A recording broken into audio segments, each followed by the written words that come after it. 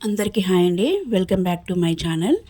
ఈరోజు మరికొన్ని current affairs చూద్దాం. 2025 ఆంధ్రప్రదేశ్ రాజధాని నగరం అమరావతి అభివృద్ధికి ప్రపంచ బ్యాంకు, ఆసియా అభివృద్ధి బ్యాంకు ఏడీబీలు ఎంత మొత్తం రుణాన్ని ప్రకటించాయి? 13,500 కోట్లు. రెండు సంస్థలు చెరో 6,750 కోట్ల రుణాన్ని అమరావతికి ప్రకటించాయి. ఆంధ్ర ప్రధాన capital region development authority APCRDA, ప్రపంచ బ్యాంకు, ఆసియా అభివృద్ధి బ్యాంకు, కేంద్ర ఆర్థిక మంత్రిత్వ శాఖల మధ్య చర్చల అనంతరం ఈ రుణ ఒప్పందం కుదిరింది. దక్షిణాసియా టెలికమ్యూనికేషన్ రెగ్యులేటర్స్ కౌన్సిల్ SATRC 25వ సమావేశాన్ని 2024 నవంబర్ 11 నుంచి 13 వరకు ఏ నగరంలో నిర్వహించారు? New Delhi. Asia Pacific Telecommunity APT Telecom Regulatory Authority of India TRAIతో కలిసి ఈ సమావేశాన్ని నిర్వహించింది. భారత కమ్యూనికేషన్ల శాఖ మంత్రి జ్యోతిరాదిత్య సింధియా ఈ సమావేశాన్ని ప్రారంభించారు. ఈ కౌన్సిల్లోని సభ్య దేశాలు ఆఫ్ఘనిస్తాన్, బంగ్లాదేశ్, భూటాన్, ఇండియా, ఇరాన్, నేపాల్, పాకిస్తాన్, శ్రీలంక. హైతీ దేశ నూతన ప్రధానమంత్రిగా ఇటీవల ఎవరు ప్రమాణ స్వీకారం చేశారు? Alex Didier film I'm. దీని రాజధాని పోర్ట్ ఓ ప్రిన్స్. కేంద్ర జల సంఘం CWC చైర్మన్గా ముఖేష్ కుమార్ సిన్హాను 2025 జనవరి 13న కేంద్రం నియమించింది. 2025 ఏప్రిల్ వరకు ఆయన ఈ పదవిలో కొనసాగుతారు. ప్రస్తుతం ఆయన హైదరాబాద్లోని గోదావరి నది యాజమాన్య బోర్డు GRMBకి చైర్మన్గా ఉన్నారు.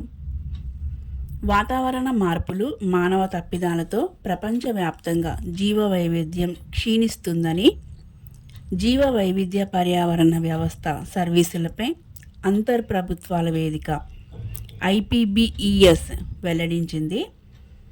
UNO, యునెస్కో, UNDP, UNFEO కలిసి science and policy for people and nature సంస్థ ఈ నివేదికను విడుదల చేసింది. ఈ నివేదికలో అంశాలు: జీవ వైవిధ్య క్షీణత ప్రభావం ఆర్థిక వ్యవస్థపై ఏటా 10 to 25 ట్రిలియన్ డాలర్లుగా ఉంది.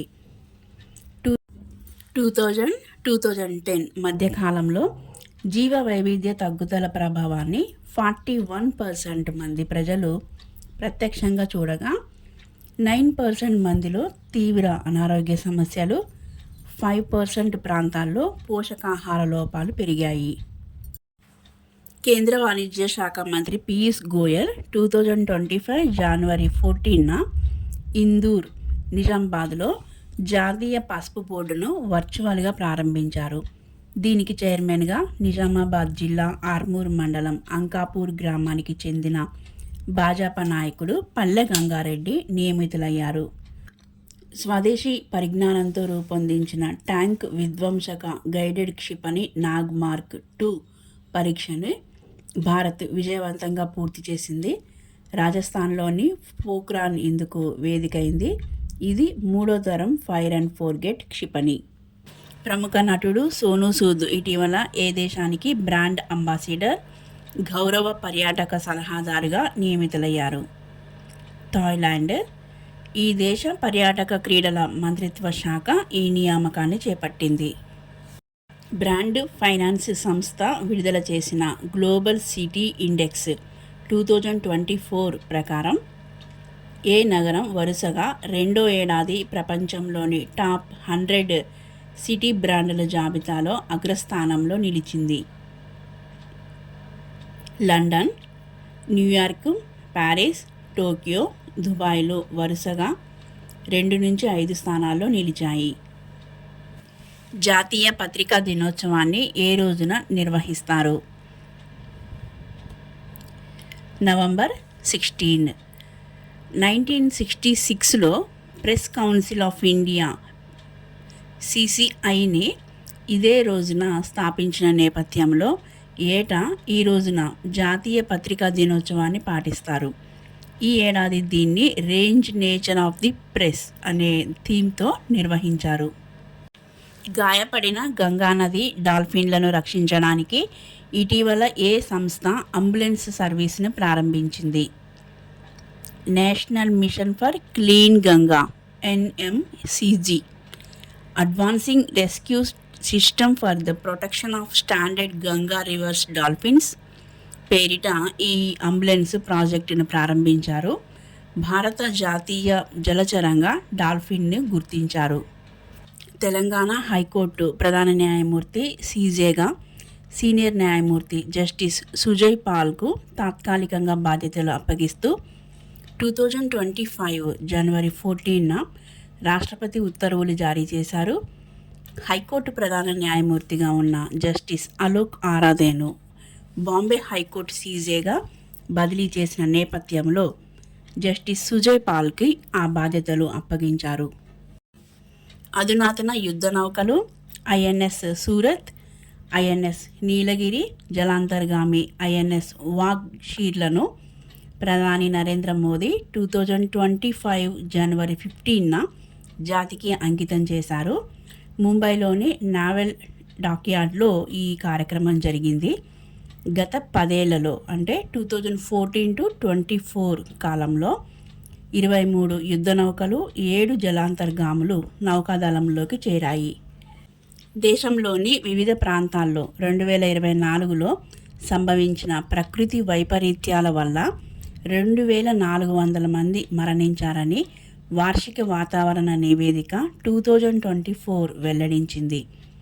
ఉరుములు, పిడుగుపాట్లతో 1280 మంది ప్రాణాలు కోల్పోయారని నివేదిక పేర్కొంది. భారత వాతావరణ విభాగం IMD 2025 జనవరి 15 నాటికి 150 వసంతాలు పూర్తి చేసుకుంది. బ్రిటిష్ కాలంలో 1864లో సంభవించిన భయంకర తుఫాను అనంతరం 1866, 1871 సంవత్సరాల్లో ఋతుపవనాల వైఫల్యం కారణంగా సంభవించిన తీవ్ర వర్షాభావ పరిస్థితులు వాతావరణ శాఖ ఆవిర్భావానికి బాటలు వేశాయి.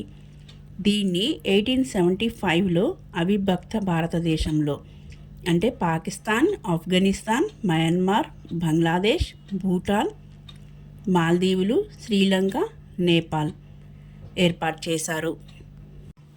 భారత్ మొబిలిటీ గ్లోబల్ ఎక్స్పో 2025ను ప్రధానమంత్రి నరేంద్ర మోదీ 2025 జనవరి 17న ఢిల్లీలో ప్రారంభించారు. ఇది దేశంలోనే అతిపెద్ద వాహన ప్రదర్శన. 2024లో దేశంలో అన్ని రకాల వాహనాల విక్రయాలు 2.5 కోట్ల మేర నమోదయ్యాయి. ఈ రంగం 4 ఏళ్లలోనే $36 బిలియన్ అంటే సుమారు 3.10 లక్షల కోట్ల విదేశీ ప్రత్యక్ష పెట్టుబడులను ఆకర్షించినట్లు మోదీ తెలిపారు. అంతర్జాతీయ స్థాయిలో సత్తా చాటిన క్రీడాకారులకు రాష్ట్రపతి ద్రౌపది ముర్ము 2025 జనవరి 17న ఢిల్లీలో క్రీడా పురస్కారాలు అందజేశారు. మొత్తం 32 మందిని అర్జున అవార్డులు వరించాయి. అత్యున్నత పురస్కారం మేజర్ ధ్యాన్ చంద్ ఖేల్ రత్నకు ఈసారి 4 ఎంపికయ్యారు. వారు దొమ్మరాజు గుకేష్, మను బాకర్, హర్మన్ ప్రీత్ సింగ్, ప్రవీణ్ కుమార్. వచ్చే 2 ఆర్థిక సంవత్సరాలు 2025-26, 2026-27 భారత వృద్ధి రేటు 6.7% కొనసాగొచ్చని ప్రపంచ బ్యాంకు తన తాజా అంచనాల్లో ప్రకటించింది. 2025-26లో దక్షిణాసియా వృద్ధి 6.2%గా ఉండొచ్చని పేర్కొంది. సింగపూర్ ప్రభుత్వ ఆధ్వర్యంలోని ఇన్స్టిట్యూట్ ఆఫ్ టెక్నికల్ ఎడ్యుకేషన్ ITEతో తెలంగాణ రాష్ట్ర ప్రభుత్వ ఆధ్వర్యంలోని యంగ్ ఇండియా స్కిల్స్ యూనివర్సిటీ అవగాహన ఒప్పందం కుదుర్చుకుంది. ముఖ్యమంత్రి రేవంత్ రెడ్డి ఆధ్వర్యంలోని ప్రతినిధి బృందం 2025 జనవరి 17న సింగపూర్ పర్యటన చేపట్టగా మొదటి రోజునే ఈ ఎంఓయు కుదిరింది. Skills university of chancellor Subbarao, ITE deputy director Fabian Chiang ఒప్పంద పత్రాలను మార్చుకున్నారు. ఓకే అండి, నెక్స్ట్ కరెంట్ అఫైర్స్తో మళ్ళీ కలుద్దాం. Thank you for watching.